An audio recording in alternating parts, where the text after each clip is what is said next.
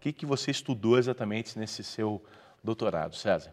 Bom, a ideia, inicialmente, é você pensar o seguinte, qual é a música, qual é o som que tem um filme de amor? Qual é o som que tem um filme, por exemplo, de um western, um filme de aventura? Todo mundo tem mais ou menos essa ideia na cabeça, né? Essa música é uma música de romântica, essa música tem a ver com um filme sei lá, de aventura, de ação, né? Mas especificamente do ponto de vista do músico, né, que é fazer uma análise musical, que elementos, na minha tese foram elementos melódicos que eu tentei abordar, né? Que elementos são esses e qual o possível significado extra musical, né, que pode ser agregado àquele elemento musical.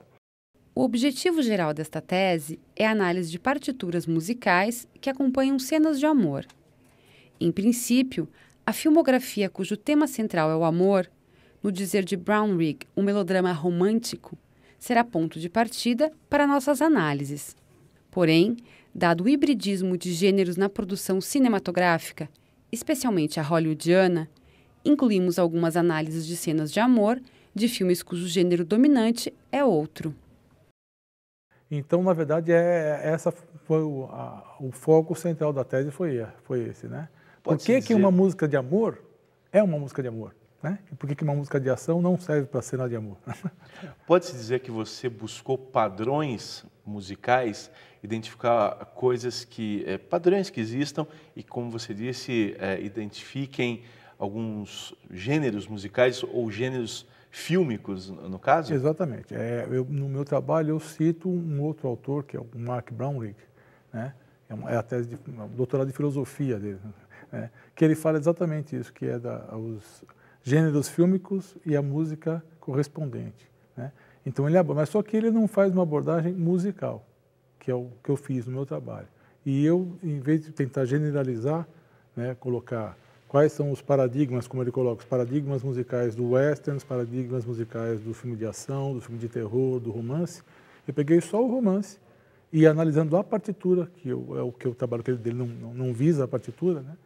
Quais são os elementos musicais da partitura e qual o significado de determinados elementos. Por exemplo, um segmento melódico ascendente ou descendente, um arpejo, né, ascendente ou descendente. Então, isso pode trazer um significado, inclusive de um sentimento, né? E para traduzir esse sentimento, eu me apoiei num outro autor, que é o Derek Cook, né? O trabalho dele é bem interessante, é bastante questionado, é claro que isso é um assunto bastante controvertido, né? Muita gente que começa da música fala, uma música no modo maior ela é alegre, ou uma música no modo menor é triste, né? E a gente sabe que não é bem assim, né? Não é uma coisa que você pode estampar e de repente e acabou, né? Não é uma coisa congelada, estanque. Mas, de certa forma, é verdade, né? Então, existe sim essa relação entre o modo maior, poder traduzir a alegria. É claro que isso é de forma convencional, né? E da mesma forma, o modo menor né, pode traduzir a tristeza, né? Melancolia, angústia, assim por diante, vários sentimentos. Só para a gente entender, claro, para quem não é músico especialmente, claro. Alguns dados que você citou, para que fique claro, a gente possa, durante a conversa, entender. Quando você fala de melodia, que você observou a melodia na música é exatamente o quê? Como a gente pode traduzir isso para um leigo? É a parte que normalmente que a gente se lembra, que a gente canta, que a gente assovia, né? É a parte que, quando tem uma canção, é a parte que vai a letra, né? Então, a melodia exatamente é esse aspecto mais conhecido. Quando você fala, né, por exemplo, você lembra da Garota de Ipanema? Qual é a harmonia da Garota de Ipanema? Qualquer pessoa que ouviu Garota de Ipanema é capaz de cantar, né? Olha que coisa, né? Mas a harmonia, pouca gente sabe, né? Qual é o suporte harmônico dessa música, né? Então, ninguém vai lembrar da harmonia da Garota de Ipanema para falar da Garota de Ipanema. Você sempre lembra da letra e da melodia, né? Então, é o aspecto que maior apelo tem, inclusive com o público leigo, né? E por isso que eu persegui esse aspecto da melodia, né? E quando você fala em ascendente e descendente, em maior e menor, que é exatamente isso? O ascendente é no sentido do grave para o agudo, a gente pode dizer, e do agudo para o grave descendente. Tá? É a direção melódica mesmo, né? Como a melodia funciona, vamos dizer assim. Né? Sai de um som mais grave e, entre aspas, né? Porque não sobe, na verdade, né? Só muda a frequência, sai do som mais grave e sobe, vamos dizer assim, para um agudo, uma frequência mais aguda. E o contrário, no sentido descendente. No caso do maior e menor, a diferença é quando você tem, por exemplo, a diferença intervalar, né, quando você fala de um acorde, né? Por exemplo, Dó, Mi, Sol, uma tríade, um acorde de Dó maior. Aí Dó, Mi, que é uma nota um pouco mais grave, um pouco mais baixa, né? Então, dá essa sensação de uma coisa um pouco mais, entre aspas, né? Como o autor diz, deprimida, né? Uma terça deprimida, terça mais baixa, então é um acorde menor, é um intervalo um pouco mais estreito, vamos dizer assim. O acorde é composto de algumas notas, dependendo Isso. das notas que compõem esse acorde, ele é vai ter uma considerado característica. um acorde maior ou menor, um Menor, acorde aumentado, com sétima. isso, com sétima, diminuto, né? É a distância intervalar entre as notas que compõem o acorde que vai definir essa característica do acorde, né? César, e por que você escolheu o melodrama romântico, esse tipo de filme em especial? Isso é importante. Olha, de todos os gêneros que eu pude, vamos dizer assim, pesquisar, né? Na verdade, a minha intenção era fazer algo um pouco mais amplo e até um pouco, vamos dizer assim, exagerado, né? Que era tentar mapear essas características em diversos gêneros fílmicos, né? Só que não daria conta no espaço que eu tinha, espaço de tempo que eu tinha para fazer a tese, não daria conta mesmo, né? Então eu tive que optar por um gênero do cinema que é o melodrama, né? O melodrama no sentido do filme romântico, né? Tem que fazer uma ressalva que o melodrama aí não é no sentido, eu diria, melodramático, né? No sentido do dramalhão, né? No sentido pejorativo, né? Melodrama é o nome que se dá a um gênero mesmo que a gente entende como um filme romântico. O interessante é que eu não me restringo, o meu trabalho não se restringe só ao melodrama, mas às inserções melodramáticas em outros gêneros. Então, é claro que tem na tese, eu tinha que ter, alguns filmes que são até absurdamente melodramáticos, né? Para citar um que me veio, né? Os clássicos melodramáticos, assim, que é o Love Story, Romeu e Julieta, do Zeffirelli, né? São dois que eu abordei no trabalho. Um que é aquele bem hollywoodiano, bem água com açúcar, como você disse, né? Que eu, em algum lugar do passado, né?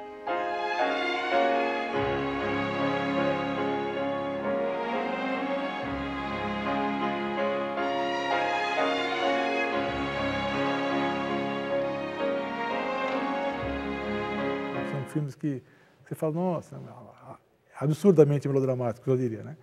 E outros filmes onde você tem a inserção melodramática, mas que não tem nada a ver com o gênero melodrama. Tem ainda, vamos dizer, o segundo da segunda trilogia do Star Wars, né? O Ataque dos Clones, que tem inserção melodramática, mas evidentemente ninguém olharia e falaria, isso é um melodrama.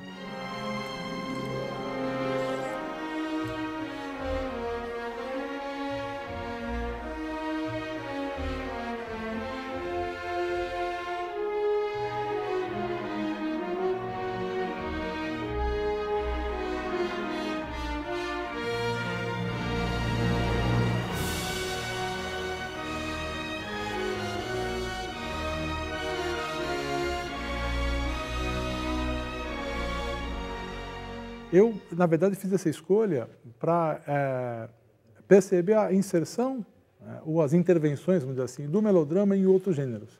E se essas inserções, do ponto de vista musical, têm o mesmo significado. Eles afetam a narrativa cinematográfica da mesma forma que afetam o melodrama propriamente dito. E o que você descobriu sobre essa sua investigação? Pois é. Então, isso é muito interessante, porque você tem alguns comportamentos que ocorrem de fato, né? Por exemplo, a extensão melódica, muitas vezes, né? A exceção que eu digo é a nota mais grave e a nota mais aguda, né? O âmbito, né? De registro usado, muitas vezes é um registro um pouco mais ampliado, né? Do que, às vezes, tem melodias que ficam dentro de uma oitava ou menos até, né? Normalmente a tendência é que você tenha uma melodia com um âmbito grande. Quer dizer que ele vai de dó a si, mais ou menos Ou isso? mais, de dó a si está dentro de uma oitava, né? Uhum. Ou de dó a dó dentro de uma oitava. Então ele ultrapassa esse âmbito, né? Uma melodia que tem sempre muitos grandes saltos, né? Então uma coisa que salto e que sempre com uma compensação, né, por notas agrupadas, notas que a gente fala em grau conjunto, né? Notas uma em seguida da outra, vamos dizer assim, né? Você tem, por exemplo, a característica de harmonias que são um pouco, a gente diz, mais sofisticadas, né? Ou mais... É um termo que o Brown eu não gosto muito, mas ele fala luxuriante, é um termo um pouco estranho para você usar em música, mas enfim. Mas você tem uma harmonia que não é harmonia básica, simples, né? Você tem notas dissonantes agregadas, né? E você cria maior densidade sonora, né? Acrescentando novas informações sonoras aí, né? Então não é só uma coisa tão... Então cria uma sensação de denso, de uma coisa... a gente fala mais sofisticada, basicamente, né? Quando você tem, por exemplo, um acorde, em vez de ser um acorde com 3 notas, ele tem 4, 5, 6 notas, né? Então, ele acaba exercendo a mesma função, ele fica mais colorido, mais interessante, mais denso. Agora, eu fiz uma divisão, porque isso é uma visão, participa, isso que eu falei agora, essa definição, ela participa de uma característica. Mas eu fiz uma divisão dos gêneros do melodrama, na verdade, uma subdivisão, porque depende muito de como é o tipo de filme. Porque você vai, é um melodrama, tá bom, é um filme romântico, tá bom. Mas como é que é? Qual a influência desse melodrama, desse romance na história total do filme, né? Ou a história termina bem ou termina mal, né? Então tem isso, né? Eu separei em 5 grupos, né? Um que fala de romance e suspense. Então aparece o Hitchcock, né? A trilha do Hitchcock, então você tem uma característica que tem a ver com isso, né? Que na verdade a trilha é feita pelo Bernard Herrmann, né? Um grande trilhista que acompanhou os grandes filmes do Hitchcock, né? Eu analisei o Vértigo, né? O Corpo que Cai.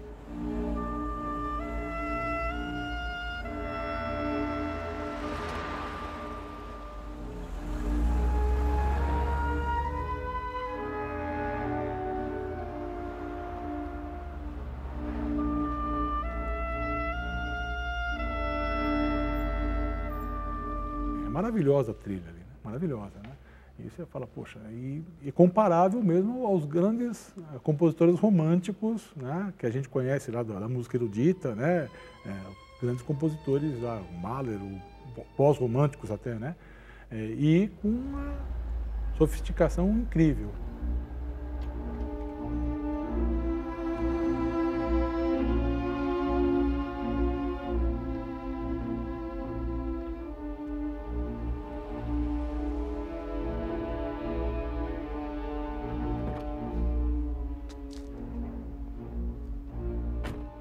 Momento de suspense, ele tem características especiais na música, no modo composicional, que levam, claro, o objetivo final é esse, a criar um estado na pessoa que está vendo o filme. Exatamente. E você foi lá e mapeou exatamente normalmente o que se faz para criar esse tipo de estado. Exatamente. Qual é o estímulo, entre aspas, né? Qual seria e como é que você agrega esse significado, né? É claro que isso é adquirido de forma convencional, cultural, né?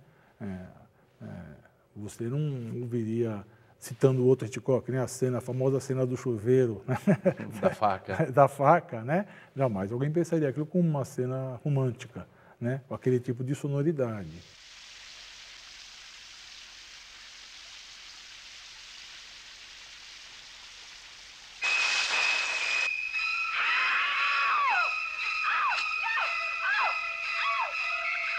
Quando você tem dissonâncias numa região extrema aguda, né? Com ataques muito incisivos, né, nos instrumentos de corda. Então, você tem um efeito sonoro que não combina, né? A gente diz que é cultural, mas eu duvido que qualquer outra cultura, mesmo não ocidental, associe aquele tipo de sonoridade a uma cena romântica. Me parece um pouco estranho.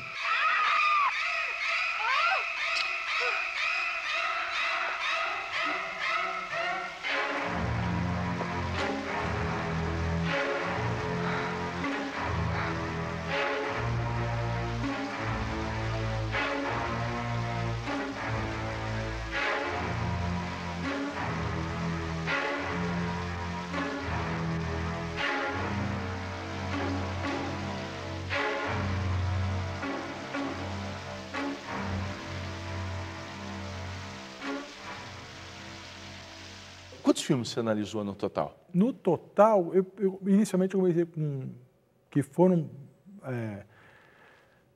vistos para ser feita a tese 22. Depois eu tive que reduzir, na tese aparece só 16, né?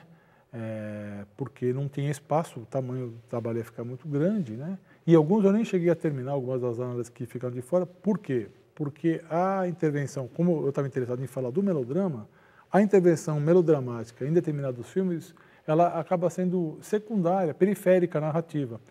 Então, eu percebi que aquela inserção ela não vai dizer muito para o filme, para o contexto do filme. Então, eu acabei eliminando alguns, né? Outros não. Né? Outros, a inserção melodramática, ela tem uma influência decisiva na narrativa do filme, né? Na narrativa audiovisual. Então, esses teve um maior interesse, né? Então, o Vértigo é um filme, em princípio, um filme de suspense. Um sujeito investiga um assassino, primeiro um desaparecimento, né? Só para lembrar da história, um desaparecimento, uma estranheza da mulher, não é nem um desaparecimento, que a mulher está agindo de um modo estranho, mas na verdade ele acaba descobrindo que é um assassinato por trás, né?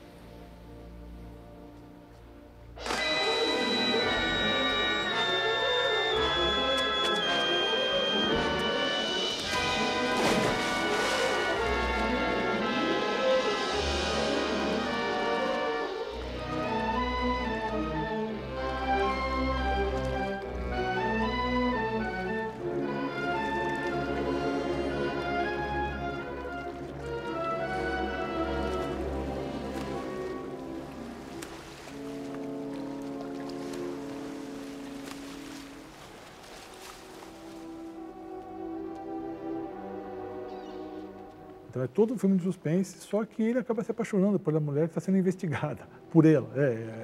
A mulher que ele investiga, ele se apaixona. Então, quer dizer, e isso é fundamental para a narrativa, né?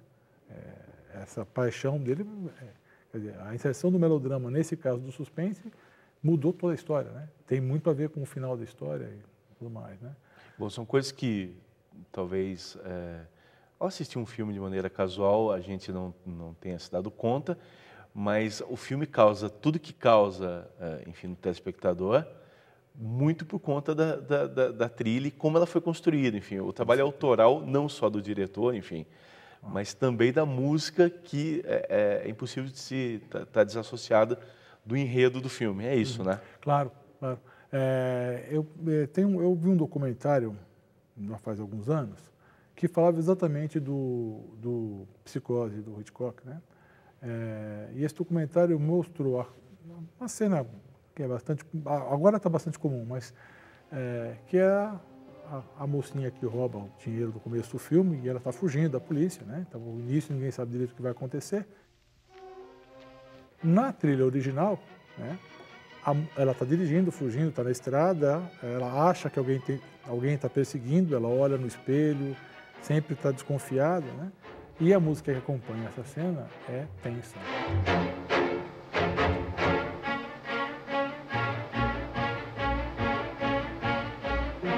E realmente, alguma coisa está para acontecer.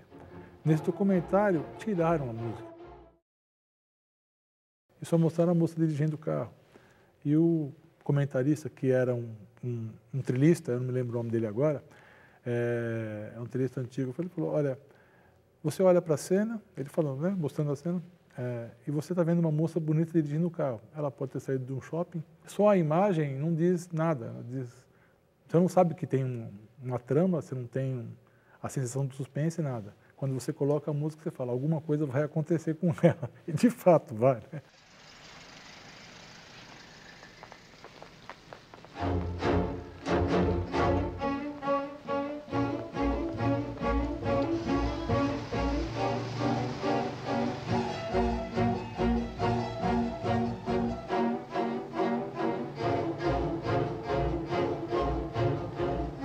A música que deu todo esse significado. E é aí que eu fui fazer essa investigação. Por que a música? Né? Porque se eu colocasse, sei lá, uma big band tocando uma música de swing, ela pareceria que está voltando, está saindo de férias, né? Está viajando de férias. Muda completamente o sentido da cena, da imagem, né? Bom, você deu o exemplo do melodrama, enfim, quais são, talvez possa dizer, os segredos ali para se criar uma trilha. Deu agora do suspense, pensando num outro gênero bastante conhecido e admirado. Por exemplo, o western, que você citou no começo, o famoso faroeste. Certo. O que caracteriza uma trilha, e com essa articulação com a trilha melodramática, no filme do Velho Oeste? Eu não analisei infelizmente não analisei nenhum western no meu trabalho. Mas do que eu me lembro, tem algumas coisas pertinentes à instrumentação, por exemplo. Normalmente os instrumentos portáteis, né? O violão, né? A gaita, né? Os instrumentos que o cowboy pode levar no cavalo, né? Ele não pode levar um piano. Não dá. Tem que ser condizente. Ou ele poderia levar um violino, por exemplo, mas não é um instrumento também que poderia ser tocado num western, mas o mais comum é um violão, uma gaita, né? Instrumentos que ele pode levar na sua travessia pelo Velho Oeste, né?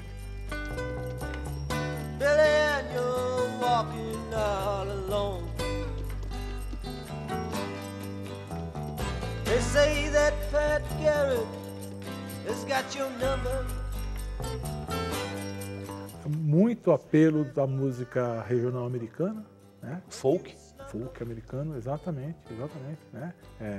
Então melodias simples, harmonias também básicas, muito básicas, sem grandes, completamente o oposto da harmonia do melodrama. São harmonias que a gente diz triádicas, né? O acorde tem 3 notinhas só, muito diatônico, né? Quer dizer, não tem passagem sofisticada, não tem notas cromáticas, né? Então, diatônico, quando eu digo, é notas da escala, né? Do ré, mi, fá, sol, lá, si, do, por exemplo, né? É uma escalinha diatônica, né? Então, é uma coisa simples, muito fácil de entender, né? Muito fácil de assoviar, né? Então, tranquilo. Né? Então, são algumas características do western. Curiosamente, um dos filmes que eu analisei, que é o Bonequinha de Luxo, né? Que é o melodrama, você tem uma inserção, que essa dica foi uma dica valiosíssima com o meu orientador Ney Carrasco, ele passou isso com um brilhantismo que é muito, muito bem observado por ele, que é uma inserção do western, foi o contrário, uma inserção do western no melodrama, que é um momento onde, primeiro, a cena famosa, né? A Audrey Hepburn tocando violão e cantando Moon River, que, embora não seja uma melodia de western, né? O fato dela tocar sozinha ao violão, né? A lot of world to see. E a letra do Moon River que traduz a solidão dela, né? Uma garota solitária, enfim, né? Então tem a ver com o cowboy solitário que atravessa o western, né? Tem essa relação, né? E o instrumento tem a ver com isso também. Num outro momento, onde ela não está presente, essa música, são outros 2 personagens, né, que estão falando dela, e, curiosamente, a música, em vez de ser orquestrada, como seria numa música de melodrama, né, os violinos, a orquestra, enfim, aparece num solo de gaita, que é muito sintomático isso, porque tem a ver com o cowboy, né? Tem a ver com a solidão do cowboy. E assim, você está falando da garota solitária e ela não está presente, está lembrando dela. Né? Então, é uma menção, a canção faz uma menção à personagem central, né? E sempre mapeando essa ideia de um personagem solitário, né?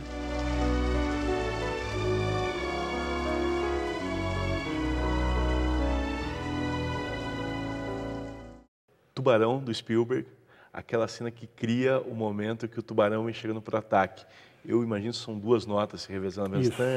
Isso.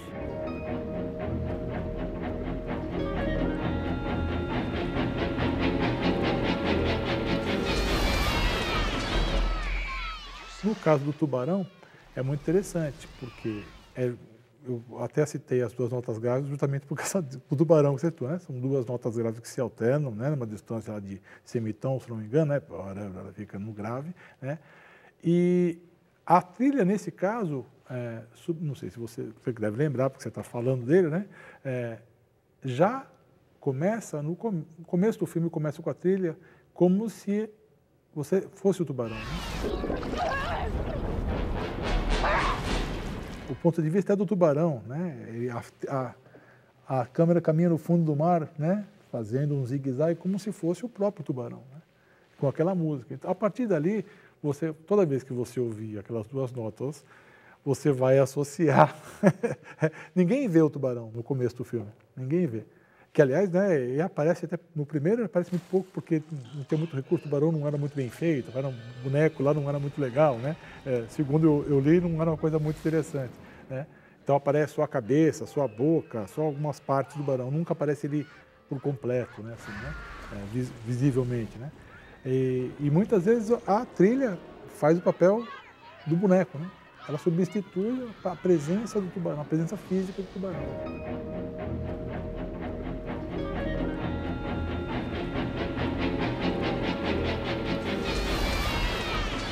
Uma música muito conhecida também do cinema é As Time Goes By. Você também analisa no teu trabalho. O que você identificou ali na sua investigação? Ela cumpre a função que ela deveria cumprir. Primeiro, que é de estabelecer a relação amorosa entre o casal, né? Rick e Ilsa, os personagens, né? O Humphrey Bogart e a Ingrid Bergman. And when two lovers woo, they still say I love you, on that you can rely. Naquela antológica cena, né, que eles estão no Casablanca, no bar, né, e o pianista toca, o Sam toca, né? Sam, I thought I told you never to play.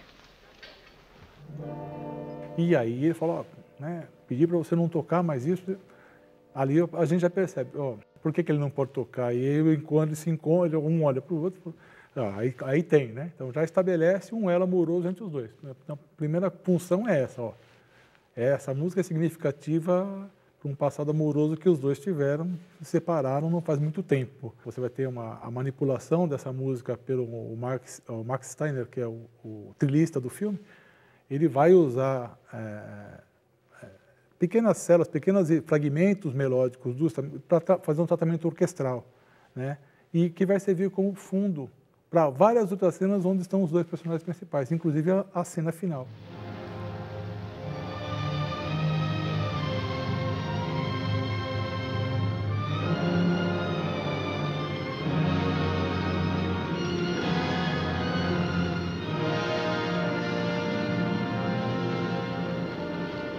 Tem aquela famosa despedida no aeroporto, né? E se você prestar atenção, tem o fundo musical, As Time Goes By, num tratamento orquestral, magistralmente dado pelo Max Steiner, né? Completamente diferente daquele momento intimista do bar, né? O cara tocando piano, né? Mas a gente não percebe muito, mas falou, peraí, deixa eu ouvir, né? Olha, é a música. E o link musical com a relação dos dois. E isso acontece em várias outras cenas que quando estão só os dois, né, quando tratando da relação amorosa, o fundo é sempre esse tratamento dado, um pouco fragmentário, mas é o tratamento do As Time Goes By, né, a menção à canção.